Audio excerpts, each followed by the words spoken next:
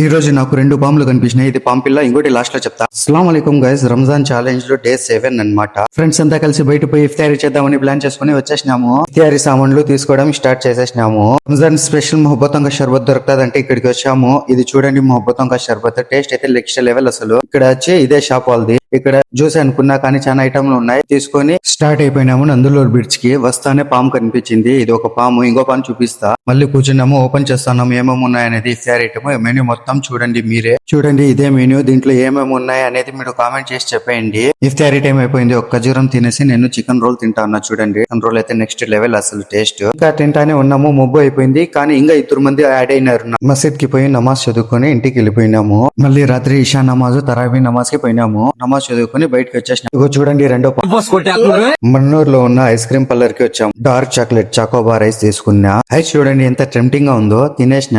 ఈ రోజుకి ఇంతే. పొత్తు ఒక లైక్, షేర్, ఫాలో కొట్టండి. మళ్ళీ కలుద్దాం నెక్స్ట్ వీడియోలో. Okay, bye.